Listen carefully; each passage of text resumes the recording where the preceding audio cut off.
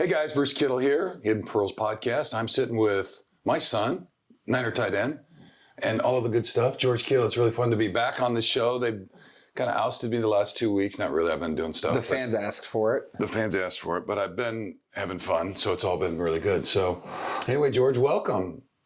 Welcome me. Welcome you. Welcome back. I am back. You are back. Just want to say thank you for tuning in to week 5 of the NFL season. Week 5, episode 5 of the Hidden Pearls podcast. We have some fun stuff to talk about tonight.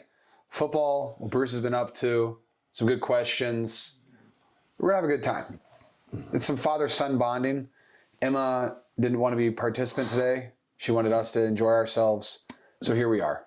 Not exactly this case, but anyway. Yeah, close enough. She wishes us well. She's providing technical support from afar. Allegedly. All right, let's see, George. No, let me see Bruce. Okay, what? Where have you been? Fill the people in. Fill the people in. Where was I 2 weeks ago? I was traveling, I guess. 2 weeks you were traveling. That was boring. But what were you doing last week? Last week, I was in Dana Point, California, at the Ohana Festival. What? Yes. What's that? Tell me about it. That is, I can't remember how many years it's been. I think 5 or 6 now. But anyway, put on by Eddie and the Pearl Jam crew. So it's a... Oh, they put it on. Yeah. Oh, that's cool. It's his festival, yeah. Oh, I didn't That's know kind that. of his area. For sure. Okay, keep going. Yeah, so really cool. It's at the state park. Is it a multi-day festival? Yeah. Oh. Yep. 3 days. 3 days. New performers every day? Yeah, Pearl Jam repeats on Friday and Sunday. And then Sting was the headliner on Saturday night. Sting was? Yeah. That's sick. It's pretty good. And then, so they had a lot of, so they start playing around 1 o'clock in the afternoon, and then Pearl Jam came on around 8:30. So they, I think, probably had 6 or 7 bands during the day. Multiple stages or just one big one? 2 stages side by side. And so once played, and then they shift over here. These guys are all set, and then they tear down and set up. So there's literally, you might have 10 minutes in between sets. Oh, that's cool. But like you're basically in the same area the entire time. Yeah. Not a lot of walking. That's kind of nice. Yeah. No, I mean, you can go around and do it and all that. There's a couple areas. We did the kind of VIP section for a little bit more limited bodies, which I'm really glad we did. It was worth it. Cool. So anyway, no, it was great. And really fun. And Favorite band that wasn't Pearl Jam? favorite band that There's wasn't, only one answer. oh geez, who'd I hear? I didn't hear Sting, so I don't know. I know. Who performed during the day when you were waiting for Pearl Jam to come on? Let's Mom sent a bunch of photos of him. see. Oh, I don't know. Yeah, you do. Okay, well tell me, so we're not laboring this. Mr. Anderson. Oh, yeah. What is it called? Raw Dogs? Or Dog something. Dogstar. Dogstar. Dogstar. With Keanu Reeves, the bass player. Yeah, Keanu Reeves. Yeah, it was pretty memorable. No, you know what? I liked their music, so it was pretty good. It was really fun watching him be in that character. Because it was. Yeah, it's just, you're just like watching him, like, oh, this is cool music. And all of a sudden Keanu Reeves just pops up on the screen, like, holy cow, it's Keanu Reeves. Yeah. Like, how cool is that? Yeah, and he was playing, and they were, He jams. they were jamming. It's cool, too. Their lead singer is a huge Niners fan. Oh, I didn't know. I got to meet the whole band when I was up at Bottle Rock. Oh, okay. That's right. I remember that whole story. A year and a half ago. And so getting to meet Keanu Reeves was one of the cooler moments of my life. We've been deeply influenced. He liked my Matrix tattoo. I bet he does. He did. Okay. He's like, dude, that's so rad. And I said, you're amazing. Yeah. But anyway, it's pretty cool to see him out doing things that he's passionate about and having fun and kicking it around. So anyway, gorgeous setting. It was weather was terrific. Nice cool breeze. It was about 65 at night when it cooled down. And That doesn't suck. no, it was great though. Where was this at, sorry? Right. It was at the state park at Dana Point. Oh, sounds beautiful. It's like Dahoney, I think it's called. But anyway, named after somebody. But it's Sounds very pretty. right on the ocean. Yeah. We had a hotel right on the ledge, right above it. So Was it just you two? yeah, me and the wife. Wow. Yeah. Did you guys meet anybody cool? Or you got into to yourselves? No, we sure did. We met a family. It was actually 3 couples, and I think 2 of them were related. One was a son of the other ones. And they have, the dad of one of them has been to 151 Pearl Jam concerts. 151? Yes. Ha! So their whole, What? they Just follow Pearl Jam. They follow Pearl Jam year round. They've been doing it for like 10 years now. And that's just kind of they plan all their vacations around it. They plan all their trips. So like how many concerts do you think they go to a year? 10 plus? 10 plus. Yeah. Shout out Pearl Jam for being on tour so often. Yeah, they hit the road quite a bit, so they've been there. So anyway, yeah, That's nutty. Yeah. Well, I'm not like judging. You know, no, not judging, but that to a person who doesn't go to a lot of concerts, right? That is crazy. If I get one major concert a year, that's a lot for me. Maybe two. I might go to some small music venues, but like nothing like that. Like to travel to Europe, like they've seen them in Europe, like I don't know, 40 times. 40 times. Yeah, that's what they go over there and they'll get like 3 in a month. They'll follow them like to different, like to Denmark and then do the thing. Have they ever met Pearl Jam? I don't think so. I don't know.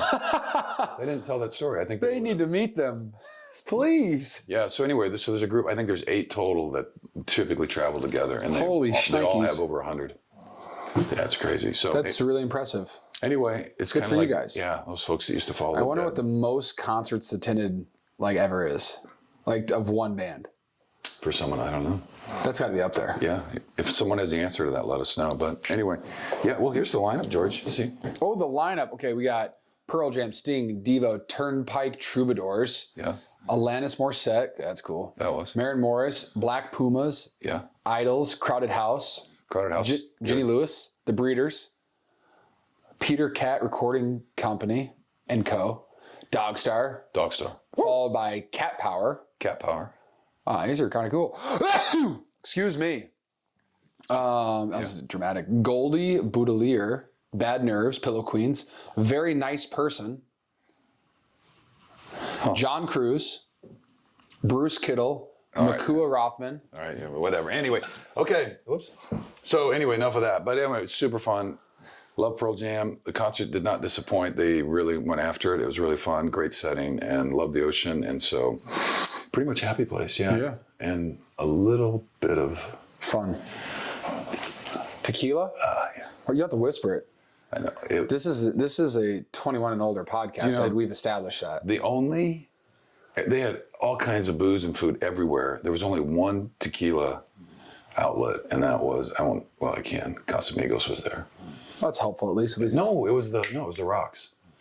Terramana. Yeah, it was Terramana. Oh. And they were making, and it was really good. It was super. Well, at least it was a good tequila. Yeah, barely any mix, and it was clean. I know Mom called me while you were there, and she goes, "Dad's actually drinking, and he's having a good time. It's so nice to see him let go a little bit." Yeah, well, good for you, man. You deserved it. I was able to let go a little bit. Okay, enough of that. All right. You want to talk football?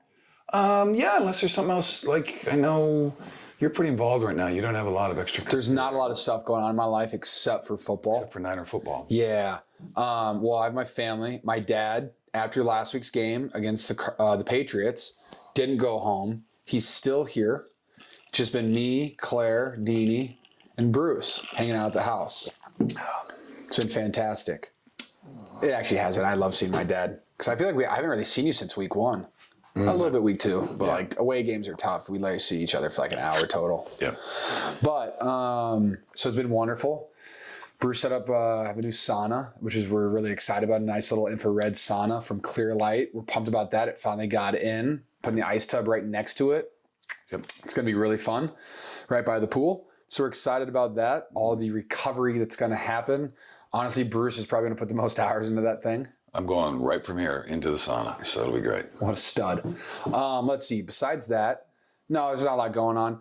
I do have something to talk to you about. I'm a video game guy. You know that. I do know that. Yep. I've been a video game guy. Brings me a lot of joy. It annoys my family members sometimes because I prefer to play video games and hang out with them. That's true. I've actually gotten a lot better, though. You're able to ebb and flow a little bit. I'm better than I used to be. Yes. But new game came out called Space Marines 2. It's a Warhammer game. And I've never really dove into this world of Warhammer. But it's a very extensive universe is what I would say. Do they swing hammers?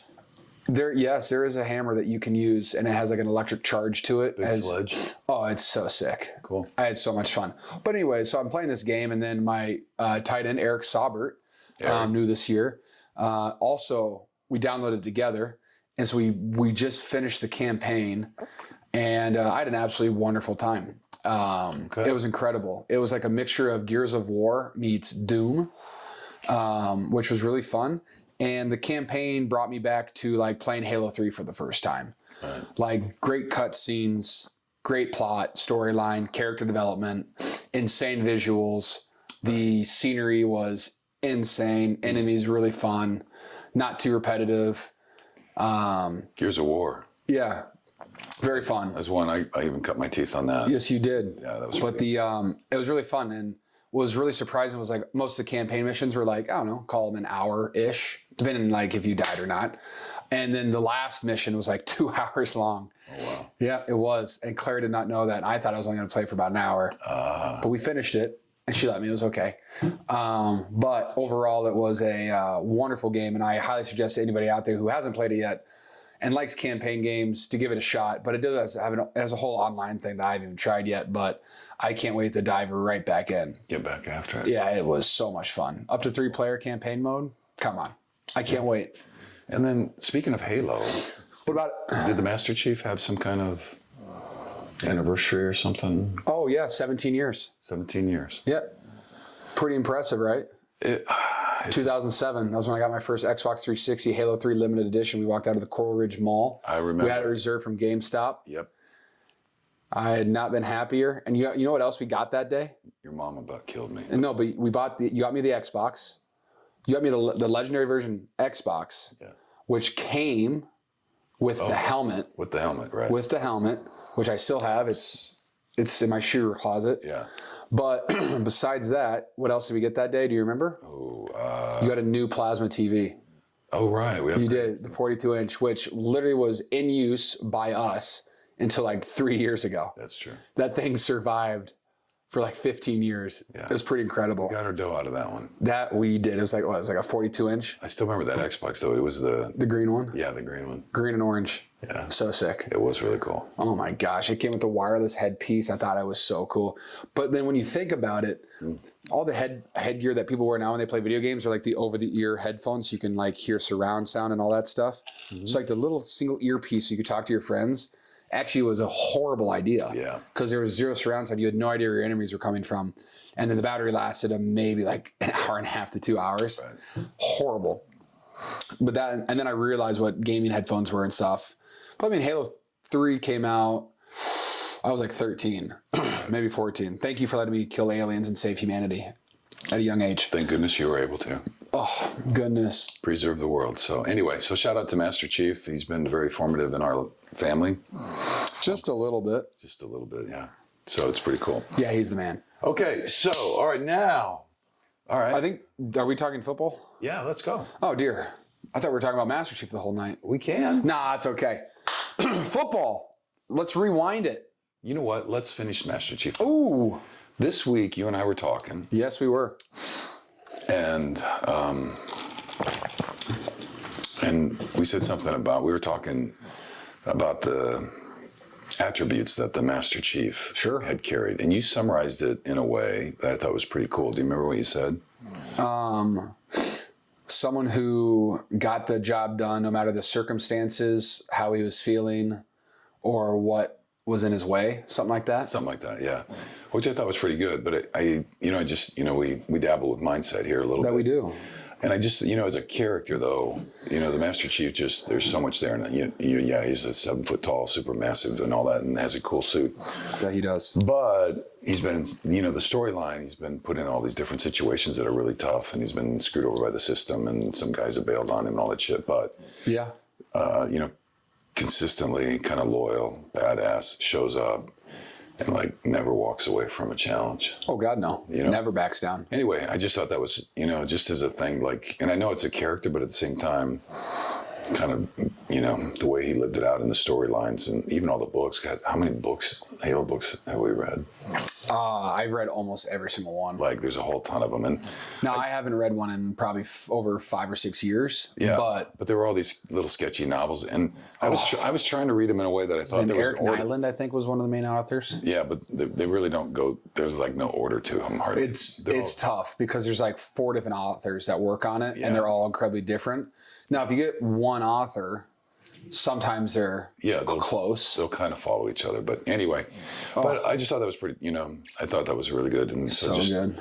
kind of in the face of whatever obstacle or adversity to still show up for your family. Not to show up, to succeed. That's exactly. He didn't fail very often. No. No, he usually just kicked ass. Right. That's about it. He took some shots though, so that's pretty. Oh, he got his ass beat a couple times, but he always kicked ass, and he had help occasionally. Yeah, that is awesome. So, but it's actually crazy to think about. That was Halo 3 was 17 years ago. Yeah. What a stud. God. I wonder if he's going to get to retire one of these days. If he's still kicking it the way that he wants to be kicking it, man. Just go. Just go. Right. Did I send you that quote from Hunter S. Thompson? No. That is, I have it. I won't try to read it that way, but it's a great thing. He kind of basically says, the point of this world and this life is not to end it in some kind of pristine, preserved status. He says, when you get to the end, don't you want to come in sliding sideways, kicking up dust and gravel, totally used up, bent, broken, and just look everybody in the eye and say, that was one hell of a ride. You did send me that's an incredible one. Yeah. And I think that's a pretty good motto. It's like, there ain't no sense saving any juice in the tank, No. Like, you might as well run it out. Enjoy it. Yeah, so let's go. So, okay, now football? I mean, sure. I'm enjoying what we're talking about, but sure. Okay. Well, we got to just, anyway, we don't do much on it. It's last week, so we won't say too much, but it was great to get back on the winning track. Yes. Sitting at 2-2. Yeah. Kind of got after the Patriots. We did. Kind of the way you should have done and all that kind of stuff. To an extent. Yeah, and there's still some stuff to work on and all that kind of stuff, but there were some pretty good things in there. Anything you pulled on this week? I mean, I'm just going to jump on. I wrote down the catch. I can't say the catch. It's a catch, but it was a pretty cool catch. Anyway, so congratulations on that. I thought that was really well done and great shot by Purdy. And so way to just keep slinging the ball. So that was super fun. Always fun when you score for us. I like scoring touchdowns. It's fun. Yeah. So that was pretty cool. So, yeah, you had a couple nice ones. So that was really good. Run game looked better. Yeah, we rushed for 148 yards. Yep. So that was... And we rushed for 148 yards. We had a kneel down, and we had 2 dropped handoffs that were both like -6 yards. True. So we would have been close to 160. Yeah, they had that funky thing with... 2 times that happened. It's very stressful. Yeah. But luckily we recovered both of them. Right. Those would have been devastating. But yeah, I mean, super fun game. Love playing football. It was fun being back after missing last week. That sucks. But it was really fun to be back. Felt good. I think we scored 30, I think we scored 30 points, something like that, it's great. Anytime you score 30 points, that's good football, usually. But we left a lot of points out there. It wasn't our cleanest day as an offense. Yeah. And like I said, we had some weird plays that happened that put us in long down and distances. So that's not good. We had 3 drives at the end of 2 at the end of the third quarter, 1 at the start of the fourth quarter that stalled out. We got no points out of, and they were all after big stops by our defense. And so as an offense, one that Coach Shanahan always talks about is I want our offense to be so good that it doesn't matter if our defense has the worst day of their lives, right, but we can still win a game 50-48. And he was like, that's what we want our offense to be. And we have the ability to do that because, one, he has a pretty damn good scheme and he knows how to dial it up and knows how to take advantage of defenses. He does a great job of that. And also we have a lot of really, really talented skill players. So our expectations are to be incredible and be really, really good. And we're currently not at that level yet, but we are better than we were week 1. And all you want to do is be better in October than you were in September. Yep. So hopefully we take a step forward this week. Yeah. Which I know we will because I think our team's made of the right shit and excited about that. Let's see. Besides that, catching a football in the end zone is really fun. I didn't realize that it was there were 3 people around me until after the game, actually. I had no idea. Right. I'm just catching a football. I knew there was one guy that was throwing me, but I didn't really notice the other guys around me. And then after I saw, Kevin was like, "Dude, that was crazy." I'm like, "Yeah, it was a solid catch." I was pumped about it. And then I saw, I was like, "Oh, that was pretty cool." Yeah, the one dude was all over you, and the other guy in the corner was trying to collapse with the other safety, but the third guy running into it made it look really cool too. So I was appreciative of that. So thank you for helping me out. Yep. I enjoyed that. It was fun too because on that play, that was like a third down play that we were calling from like 30, 40 yards out of the end zone at the minimum. Yep. Like having a lot of field in front because it was like a corner and up, like a corner go. And he called it from the 12-yard line. And we broke the huddle and he was like, take off. And I was like, seriously? He's like, just do it. I'm like, okay, sounds good.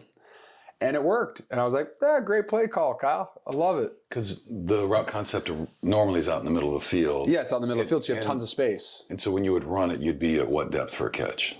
Oh, I mean, over 20. Yeah, okay.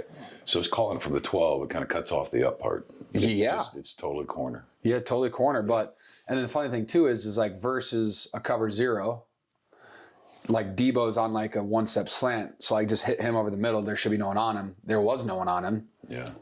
So he had like an easy walk-in touchdown. And instead Brock threw it up to me. So I was pretty pumped about that. Well, there you go. Touchdowns are fun. Throw it to the big guy that can jump. That is true. That's a very good one. One of my theories, but anyway. Yes, but... Actually, I saw an article written about that. What? Why do we make it so complicated? In red zone, why don't we just let him run to the corner and throw it up to the guys who can really jump? There's something to be said about that. So, and he cited some teams that had players like, that. But anyway, I know there's a strategy and all that. Well, in your touchdown, though, that was the one with the multiple touchdowns called back. Yeah, it was our third touchdown on one drive. On one drive. That was pretty bizarre. JP Mason had one, and I got called for a holding. Everyone is entitled to their own opinions. Yep. That's all I'll say about that one. And the second one was Juice had a touchdown that was called back. And that was a legal shift. Yeah. They said Trent Williams was moving, but they called me for the penalty for some reason, even though I didn't do anything wrong. The radio guys are going. Yeah. They were roasting me for some reason. Yeah. But it wasn't on me. No. Thanks, Trent. Hope that helps your PFF grade. Trent. And then, but it wasn't anything more than what he usually does, which is funny. I think that guy was just, I bet you people had turned in some film of us moving a little bit too much, which is understandable. Rules are rules. Yeah. We'll learn from it and get better. And then I scored. So that was really fun. It was really fun. Yeah. That was really fun. So, yep. And we can skip the stuff that we didn't do too well. It's okay. We've all watched film. But yeah, Kyler is just an absolutely incredible football player. So anytime he's on the football field, they have an opportunity to win just based off his skill. And then you flip it to the defensive side, and they run a very different defense than anything that I've really experienced in the NFL. Mm-hmm.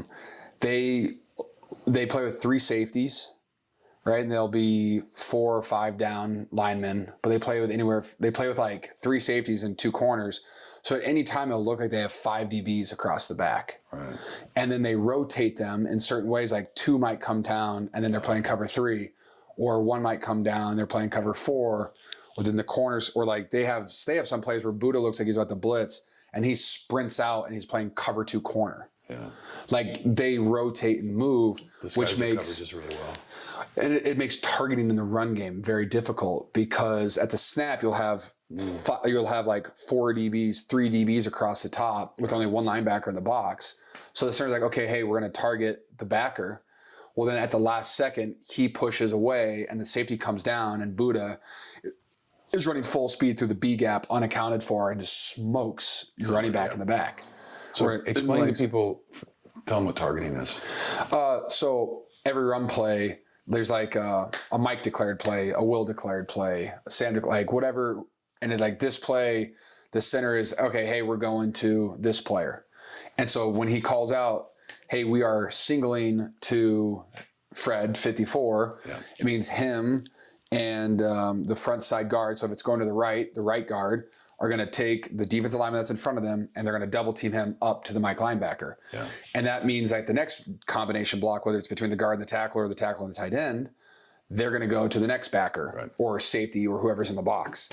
And so it just kind of lets everybody know who they're going to because certain teams have different rotations and stuff. Mm-hmm. And if you're not all on the same page, then guys are just not getting blocked. And if you don't block guys in the run game, it's tough to have a successful run game. And so pre-snap, the center's identifying. Hey, this is where this combination is going to. And then you kind of add or subtract based off of that. Right. However it works for your brain. Yeah, so different people have different, the way they teach it and all that stuff. Yes, but it's different for everybody. For you guys out in the box, we got number 3 or whatever. And so then you guys communicate and you call the number out and then you guys know where you're going to. So like when I hear Trent Williams on the left side tell Aaron Banks, hey, we're doubling to the mic, or he'll say double 51. Yeah. Then I'll look at that and like, okay, well, I know that means I'm alone on the defensive end, and that changes up my technique. While it's like, hey, I might not be able to throw my hat as wide for an aiming point because there's no protection on the inside, and so I could get up, okey doked.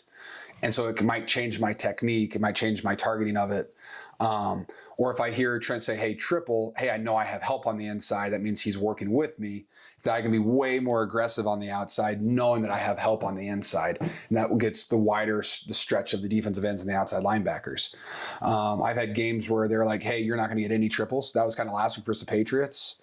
They're like, you're not going to get any work. You're completely on an island the whole day. And I was like, come on. Bring it on. Yeah. F it. What else? That's why I am who I am. I want that challenge. There we go. And it worked pretty well. Yeah, and I think people underestimate then. So then, as if you're the blocking folks up front, with motion, motion always changes the box. So these guys have to rotate because now that they would do this and they slide over here and do all that. So that can change the numbers and who's in the box. And then like the Cardinals, they strategically do that on purpose just to move guys around. Yep. So you target a number and then that guy's out. And all of a sudden they move and there's a new safety coming down. Yeah, I mean, you got to chaos. You got to do it on the fly. But it's hard. We don't believe in chaos for the Emporium. Run game is order.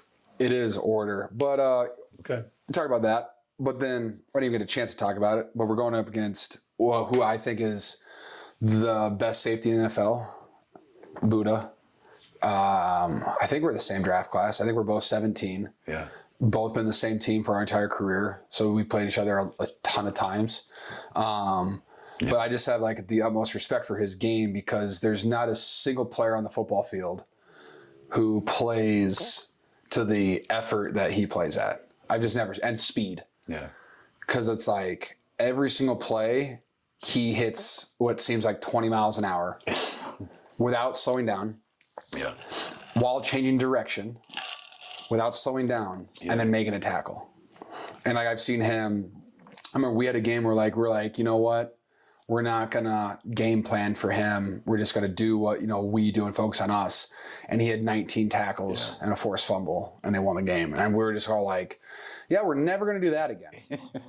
Ever. That's like saying you're not gonna game plan for Aaron Donald. Yeah, it's like, hey, we're not game planning Nick Bosa this week. Right. It's just like teams have their X factor guy, and they build their defense around them. Yeah. And that's what Buddha is. They allow him to kind of free it and he's not just like a headhunter or anything like that. It's like he also can decipher a play pretty damn quickly. And when he thinks he knows what it is, he's gone. Yeah. And he's like, what, like, the only nice thing about him is like when you can get your hands on him, which is hard because of how fast he's going all the time and how like he is shifty. Like, yeah, you can move him because he's not, super big. No, he's not the biggest guy. But just getting your hands on him and accounting for him is tough, especially like when he's stationary. Like if you can get to him when he's not full speed, it's like, oh my gosh, okay, we got it. But that's hard to do. Yep. So that's a huge challenge for us. Besides that, I think their edges they're solid players. Like this is a team that is doing a good job of like buying into the system that their head coach brought down from Philadelphia. And like, I think he's doing a good job of building the team the way that he wants to build them. And I think they're buying into his system because I think the defense looks pretty good. I think last week their offense had a couple turnovers that, kind of hurt them, and then Washington took advantage of it. But like their defense this isn't a team that's just going to like roll over and die ever either. Yeah. Like there are some teams that you play once in a while that like you can kind of feel them like, I don't really want to do this today. No game I've ever played the Cardinals have I ever felt that against them. Mm-hmm. And like I just saw a stat today is like we won 4 out of the last 5. And in all of our wins, we've scored over 35 points. But none of those games seemed like they were easy. Easy, right. Like not until, hey, there's 5 minutes left in the game, you're up 20 points. And it was like, I kind of don't want to take a deep exhale yet because I don't know we don't know what's going to happen, especially with Kyler at quarterback. And playing hard for 3 quarters, and then a couple things happen, and you maybe get an extra score, and then all of a sudden it's okay. I think we're good. Yeah, but it's like... But they keep playing. Like I've played games where you went and like I left the field at halftime. I was like, they're about to give up. Right. And I've yet to ever feel that from the Cardinals. Yeah. So it's always a great game. Anything can happen in the division. Anything. it's going to be cooking. And they're coming to Levi's, and it's the Cards and the Niners. Oh, it's also like 1,000 billion degrees. Yeah, super hot. It is hot. It's a hot day. Hot. Get them out of that hot. The Niners, they're hot. Of course, they play in an air-conditioned stadium, so That's the coldest stadium of all time. it's so cold. It might be colder than Buffalo in December. I'm kidding. It's cold though. Like if you go, and If you sit up top, if you sit in the top half, you better bring a jacket because like I was there one time and I was freezing. it is tough. The air conditioner blowers are like, and for the top 10 rows, it just, and it's awful. Anyway, okay, like that. All right, now let's see. We've got anything else on the cards? I don't want to shortchange you. Keys to victory. Same stuff. Keys to victory. Run the ball, play really good special teams, stop the run. That'd be my 3 things. Yeah. Because they're crushing the run game right now on offense. Yeah. They're doing a really good job. So let's not let that happen to us. Let's not let that happen. No. So, and I'm just going to say, the Patriots were too as they come in. I know it was only 3 games, and so it always, like we know, stats aren't great, this time of the year, but. You know how you stop the run, Dad? You score points on offense. Oh, make him get out of it. Yeah. You got to get a lead. That's the guy to the run. And you know who loves it when we score points on offense? Defense. Nick Bosa. Because then he gets to come. Then he gets to pin his ears back and go. The little bear's loose. Smaller Bear. It's his Instagram name. Oh, is that it? Yeah. NB Nick Bosa, Smaller Bear. Oh, smaller bear. Is that great? What a great name. That's pretty good. All right. Okay. We're done with football. We're on to your guys' favorite segment. Okay, let me go back here. What's their favorite segment, Dad? Ask George. Holy cow, it's Ask George. What are we asking him today? Okay. Let's see. Okay. You want to go start? We'll go number 3. Yeah. Okay. This is from AJ. Hi, AJ. Who is going on the tight end Mount Rushmore, in your opinion? That's the third one? That's the third one. What was the first one? First one was, what is your hair care routine? The first one, my hair care routine. I shampoo it and I brush it. And then I condition it when Claire tells me to do it. Okay. Do you have a special product that you really like? Whatever Claire tells me to use. She knows what she's doing. Her hair is beautiful, thick, and amazing. Her hair is, yeah. All right. Go to number 4. Okay. Favorite pregame. This is aging. That must be supposed to be something else. Favorite pregame song? Okay, let's go with that. I have no idea if I read that too. I don't know what that is. Favorite pregame song is the first thing I start my day with is Joker and the Thief by Wolfmother. Oh, like that. I start my days with that sometimes. It's every Sunday. When I do my meditation, I do that. Oh, at the end? It's like when my meditation part is done and I'm done breathing, I click play and I am wired and ready to go. There's a switch that is flipped. Just crossed over the veil. Yeah. Yeah. Or the crossing has begun. Yeah. Right. You're not, Yep. but you're on the ramp. Heading there. So that's pretty good. Okay. That was that. Okay. Mike wants to know, what are your, I think, favorite affirmations off the field? Do you use affirmations off the field? To use affirmations off the field?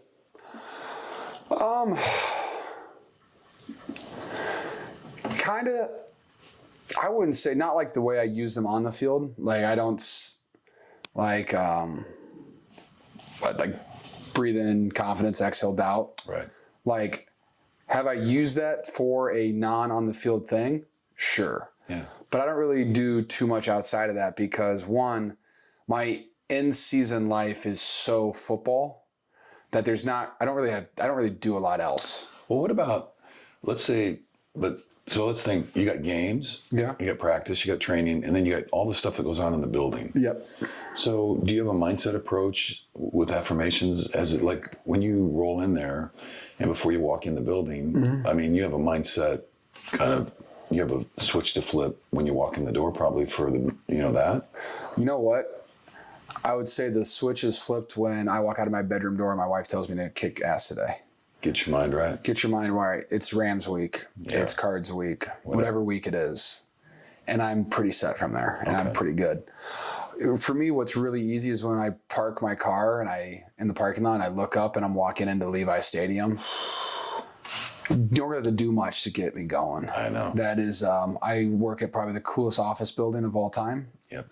I look up and it just says Levi's, whatever, 100 feet in the air. Yep. It's all lit up. Like, you don't have to do much to get me going. I don't know. How many games have you played now in 8 years? 101. Oh, that's right, because the 100, yeah. And I just have to say, every time in these last couple of years, we've been able to get down the field more and see you all the time and all that stuff. But when we pull up and I walk up that same way and there's a Levi Stadium, and I know it's game day, like it never doesn't give me chills. Nope. Never. And I know people think, God, that's a lot of football game, blah. And it is. Man, knowing I'm going to walk out there and get to be a part of that just as a spectator and be your dad. And pretty just cool. Kind of, oh my gosh. It feels so sacred, and I feel so honored and so humbled by just the whole thing. It's just special. You know, one thing that always helps me, like during training camp, like when you're 3 weeks into it and you feel like absolute hell. Yeah. Is every day when I walk in, I just always look up. I'm just like, what in the world would I trade this for? Nothing. What would I trade it for? Right. I've broken a foot. I've played with broken ribs. I've chipped my tibia, hyperextended into the knees, all that stuff. And every time, no matter how hurt I am or start a season 0-9, how demoralized I am, I look up, I'm just like, this is so sick. Still better than a day job. Man. I always one thing I always try to do is anytime I walk in next to somebody, especially young guys, I always try to because a lot of guys, I always try to get guys to understand that I'm like, hey, pretty cool office building. And they're like, what? I'm like, look at the building you're going into work at every single day. Right. How could you not be the most appreciative person in the world? Because I don't know, I'd probably say 90% of the NFL players had the dream of being in the NFL since they were a little kid. And there's a random handful that didn't even think about playing football until they were in high school, and those aliens, and they do that stuff. But I'd say a majority of guys in the NFL have been dreaming about it since they were kids. And so it's here I am.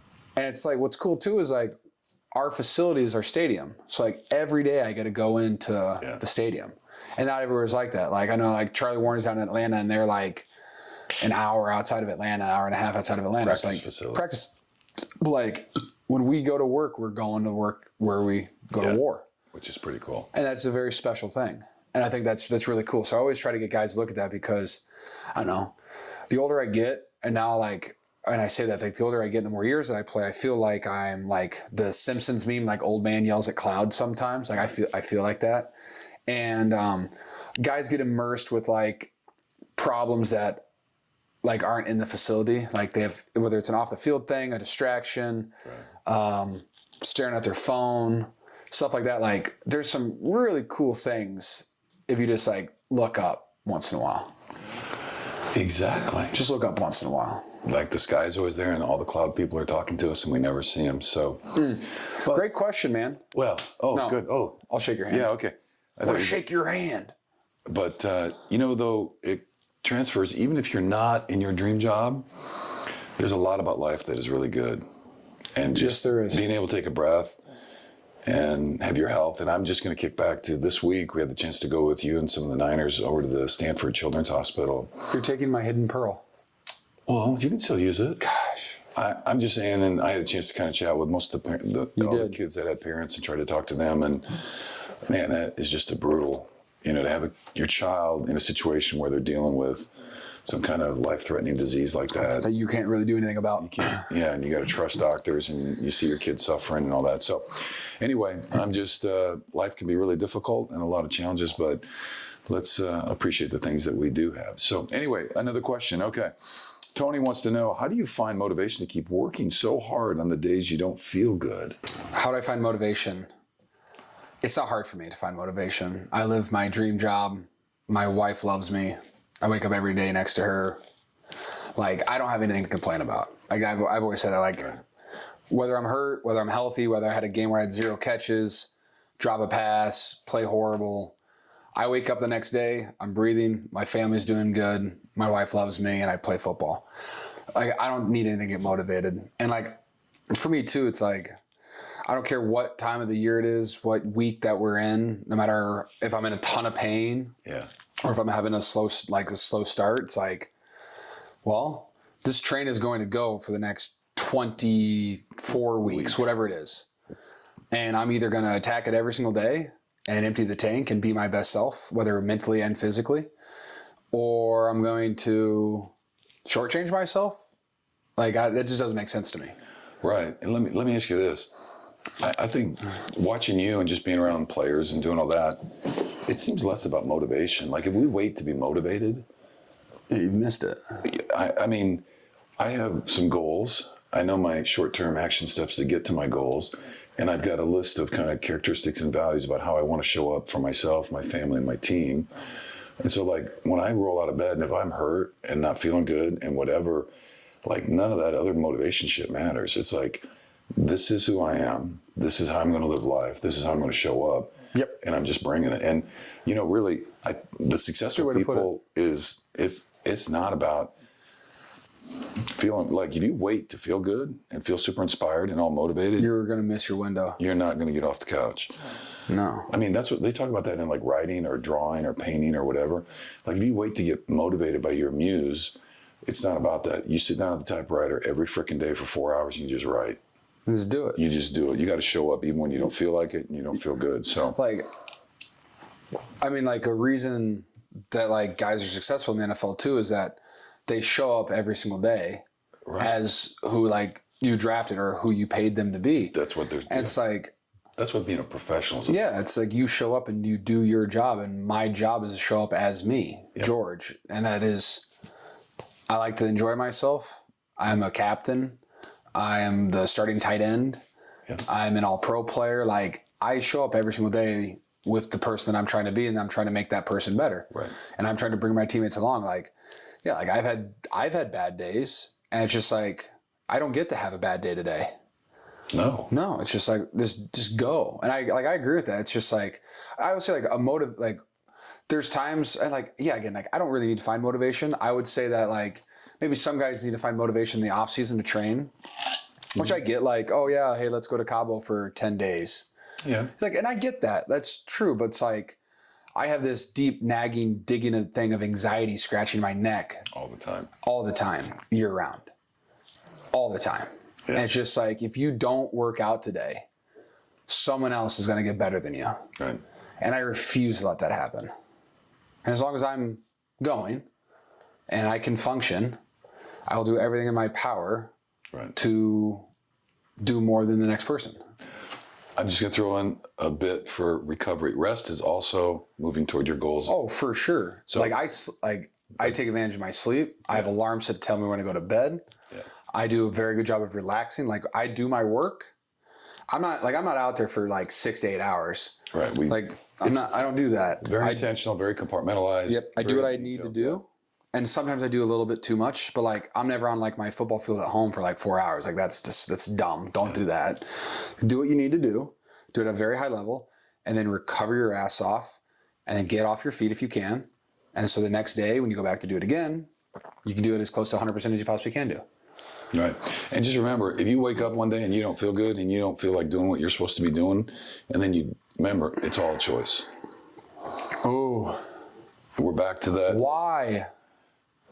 Why do you get up? Mr. Anderson? Why? Why do you get up? Why do you keep going? Because I can. Because I choose. Because I choose to. And so even in the face of all that, you have the choice to make. And once you make the choice, all the bullshit in the middle of it doesn't matter. Just keep taking another fucking step. Okay, we got to roll here. We're kind of Bruce just swore. All right, Sandra. Hi, Sandra. What do you do when vibes in the locker room are weird? And how do you help make them better or in the right direction? Do you guys have that issue? Do you have it sometimes? Yeah, not really. Like, we're in a professional building, right? And so like most guys are pretty good about like setting aside their egos at the door, especially in the locker room. Yeah.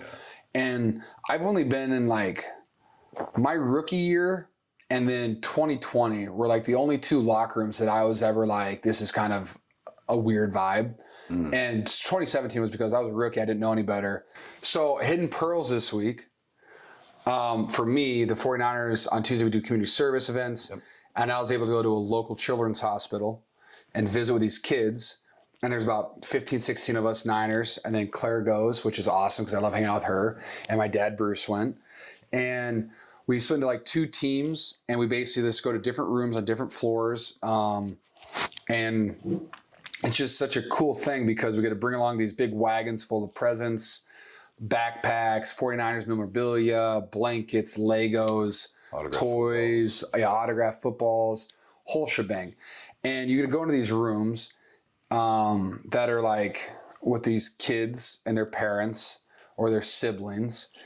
And they're in there trying their best to defeat or, to survive. And it's a very sobering yet uplifting at the same time experience because like you're going in there and there are these kids who like have smiles on their faces to see us and to talk to us, and they're going through things that I can't even imagine, things that I've never been through. And while they all like what they would rather just be doing is going outside and playing with their family and going on fun vacations or trips or going hiking, they're in a hospital room undergoing some type of treatment that they have no choice about. Like they don't have a choice. Their only choice is to wake up the next day as best they can. Yep. And try their best to continue on. And I've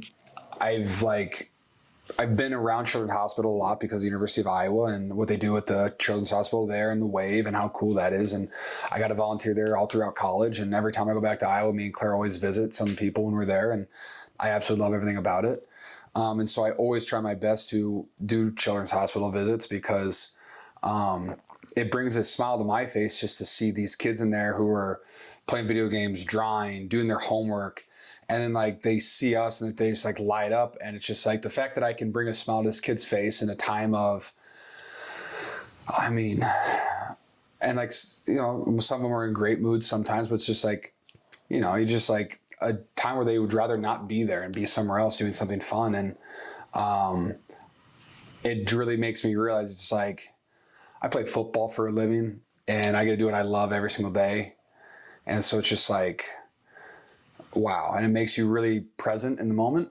Yeah. And it makes you very appreciative for the lives that we live and having loved ones that are healthy.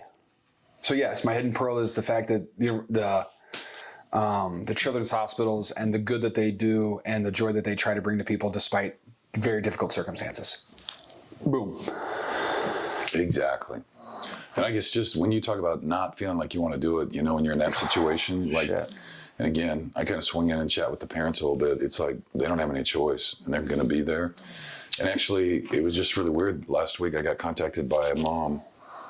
And I did the mindful parenting this month on just some mindfulness, meditation, and breathwork techniques, suggestions for people dealing with this kind of situation. Her daughter is like just about to turn 16 and she's had 3 different rounds of cancer. And so she's just re-diagnosed and she's just right back into it. And it was just kind of swallowing the mom up a little bit. So we just were working on that, but just how brutal that is. And I walked that way and just, with 2 kids we've had and hadn't had to really deal with that. Emma had Bell's palsy like when she was little and that was kind of scary there. We weren't sure, but nothing like this. So anyway, just does make you appreciate and just be grateful for the days that you do have. And again, the difference it makes though when you do get there and how big their smiles are just is a distraction in a way. It is crazy. So don't ever underestimate your ability to impact somebody just with a smile or a kind word or a helping hand. The little tiny things really do make a difference in people's lives. So, or an autograph football. Or autograph, yeah. Even if you don't play, you can just autograph it and give them a football. It's pretty cool. Okay, well, we thank you for joining, Georgie. That was really fun. It was a great time. We kind of took off on some of those questions, but there was some really good stuff in there. That's what we do. Hey, thank you for submitting the questions. Thank you for watching the podcast. Love your comments. If you can give us a rating down below, that would be terrific. We'd love feedback. And subscribe and resubscribe. Yeah, that would be terrific. And maybe next time we'll have Emma on, or maybe not. We'll see what happens. Who knows? But don't forget, your movie of the week this week is Lord of the Rings, Fellowship of the Ring Extended Cut. Extended Cut. Enjoy yourselves. It's only 3 hours. 3 hours and 45 minutes. When you have nothing else to do. All right.